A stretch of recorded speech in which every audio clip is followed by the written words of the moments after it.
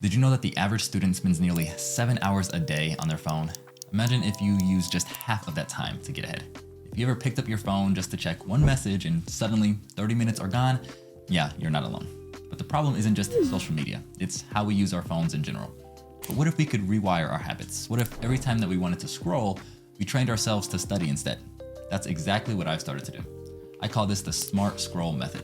If you're new here, my name is J.R. Smith and I'm an orthopedic surgery resident at the Mayo Clinic, providing science-backed strategies to help you grow personally and professionally. Now let me show you exactly how this strategy works. My life is a little messy right now.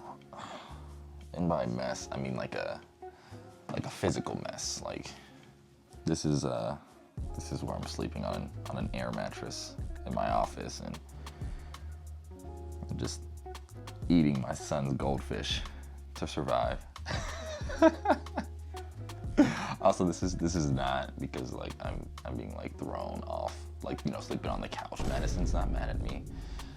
Madison and Kari are actually in Owatonna, which is where her parents live, because we are renovating our kitchen and tearing up all the flooring upstairs. So basically, the house is a war zone, but I have to stay here because I still have to go to work. So one of the main reasons for this video, outside of just showing you how messy my home is to practice for myself, but also maybe show you all a strategy to reduce screen time for things that don't matter and that don't move you forward towards your goals. And but just, you know, not doing the, oh, I'm just gonna cut off my phone, but just replacing it with something else. And so what I'm doing today is I'm going to try my best to replace all social media with Ortho Bullets, which is just an app that I use to study. And so if historically I have been spending an hour on social media, if I can just replace that hour with studying, then it just will make life a lot easier for me. And I think it'll be a more efficient and effective use of my time. So the goal is to see how that goes today. And of course, you guys are coming along for the ride. And thanks to Apple's ability to track screen time, I will show my receipts. The purpose again for this video is to be using this app as much as possible. So hopefully throughout the day, any free time, when I go and grab my phone to do something that is not intentional, like checking an email or responding to a message or something, and just grab my phone, which we all do, hopefully I will be able to remember, go straight to this and not to social media, but we'll see. So I'm extremely biased and think that the Mayo Clinic is the best place in the world to not only get your medical care, but you know, also to train as a resident. But see, this is why some people don't come here for their care or for their training. Is that even compatible with life? What is that? A high of negative? Oh my goodness. Well, good thing we're inside all day, I guess.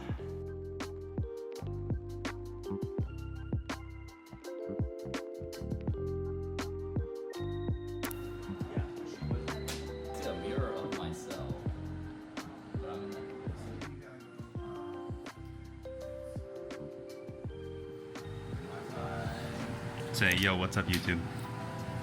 What's up, YouTube? Oh yeah, I see. I am just getting home from work, and I think I have two realizations from this kind of replace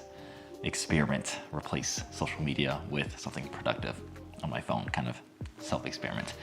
The first thing that I realized is that it is still very hard to not want to go on Instagram for me, in my case. For context, for the last week, I've actually been on vacation helping remodel this home and kitchen and stuff.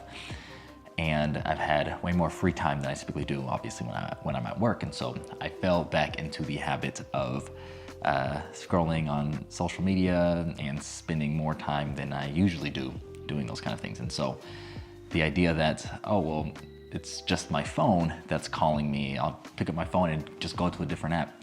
That was harder than I initially expected, because I still wanted to check in on Instagram. I posted a story about it being -degrees outside and wanted to see if other people were commenting or on other posts and responding to messages and things like that. And when I open it and I see a list of messages, I like to respond to all of those and those kind of things. And then before I know it, time flies by. What I will say though, the second thing that I noticed though, is that by making an intention to go to something else other than Instagram, even though that urge was there, oftentimes on this vacation for the last week, the urge, there was no thought between urge and action. And so the urge just immediately stimulated the action of going to Instagram. But now, because I went through the day trying to be intentional about when I go on my phone and there's nothing specific that I'm trying to do on my phone, oftentimes, if it's seeing a text message and responding, that's intentional. If it's getting an email, if it's answering a phone call, those are things where I am intentionally grabbing my phone. But the purpose of this challenge was to use the time when I'm not intentionally grabbing my phone and make that time productive. And what I realized is, now that I was actually thinking about that, there was space in between urge to grab my phone and action for there to be some thought. And I think that that's a valuable lesson for me, because living life in a very reflexive way is, I think, a dangerous way of living life. If you can incorporate thought between urge and action, then that action will probably be better. And I will say that proved to be true for my case, because historically I spend a lot of time studying in the morning before the day starts, and that's just my dedicated study time. In residency, that was how I operated in medical school. But in residency, it's a lot harder because the day, first of all, starts earlier. And I'm just more tired, and it's just a harder thing to build that into a habit. And so because of that, sometimes I might get a little bit done in the morning, but then I have to come back after a long day of work, and then still try to crank out as much studying as I can. But now that I feel like I was able to do my ortho bullets, for the day, just throughout the day, I get to actually come home and not feel the urge that I need to study, because I kind of chipped away at it bit by bit at work. And I found a lot of value in being able to come home feeling like I had studied for the day, and I don't have to actually study at home. And just those little bite-sized moments of studying proved to be pretty valuable for me. So, but with that being said, without further ado, I need to actually show how the day went, and I'm actually terrified to do this because, like I said, I definitely still went on Instagram quite a bit. But let's see how we did. All right, so you can see I was on my phone for 5 hours today, which is absolutely crazy, but you can see that it's actually an improvement for what it had been when I was on vacation. So let's see here. Okay, that makes me feel good. Ortho Bullets was officially the app that I used the most today. And then you can see Instagram is still there. And then this is a phone game that I play, usually when I'm sitting on the toilet. But I think that this actually encourages me that I can replace 44 minutes of studying. I was able to replace what could have been 44 minutes more of Instagram into something more productive. And I'm sure the more that I do this, the more that this will continue to improve and this will continue to lessen. But I think I'm pretty proud of that. All right, let's break this down step by step so you can start using the smart scroll method today. But before we even talk about what to do with your scrolling habits, let's make sure that your phone is optimized for learning rather than distraction. Step 1 is setting up your phone for success. The key principle here comes from Atomic Habits. Basically, it says, make good habits obvious and bad habits invisible. Download study-friendly apps like Anki, Ortho Bullets, UpToDate, or whatever aligns with your studies. Move these apps to the home screen. This makes studying the easiest choice. And then hide or remove social media apps. Move them to a separate folder or delete them entirely if you're feeling bold. And you can also use widgets that encourage productivity. My home screen is basically all widgets. One for the Bible app, Apple Reminders, my calendar, and then the Ultra Human Ring app to track my health. And if you want one of these for yourself to track sleep, steps, recovery, and everything else related to physical health, you can get one for 10% off using the link in the description. But by restructuring your phone, you're making it so that every time you unlock it, your default options are productive. Step 2 is making the habit of studying before scrolling automatic. This is where we shift behavior using habit stacking. Habit stacking is one of the best ways to build long-term habits. The idea is simple. Attach a new habit to an existing habit that you already do daily. So every time you reach for your phone, make it a rule. Study before scrolling. Even if it's just 5 minutes of flashcards or reading a quick research article, you're retraining your brain to prioritize learning. And if you want to supercharge this method, enroll in an online self-paced course that you can chip away at in small chunks of time.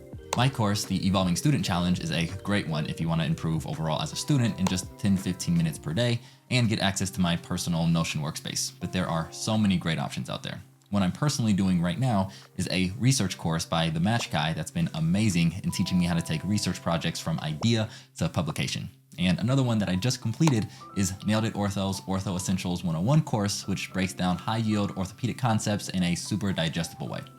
I never thought that I'd actually have the time for these online courses like this, but the Smart Scroll method actually made it happen. Links to all of these resources are in the description if you want to check any of them out. But why does this work? It's because it leverages the principle of temptation bundling, pairing something that you want to do, scrolling, with something that you need to do, studying. So instead of saying, I'll just study later, you say, I'll do 10 flashcards or 5 minutes of a course before I check Instagram. If you already have a habit of reaching for your phone, you might as well make it productive first. And the last step is to make it fun and rewarding so that we can actually stick with it. This involves gamifying your study time. Use apps like Anki that show progress and streaks, compete with friends, and have an accountability partner for daily study goals. And use Pomodoro-style breaks where you time your studying and then time your social media breaks. By rewarding yourself for sticking to the Smart Scroll method, you reinforce the habit and make it feel effortless. At the end of the day, we're not trying to quit using our phones. That's just unrealistic. We're just trying to use it smarter. And the Smart Scroll method helps you reclaim lost time, get ahead, and still enjoy your breaks for consuming content. Try it for a day. See how much extra studying you get done, and let me know in the comments how it works for you.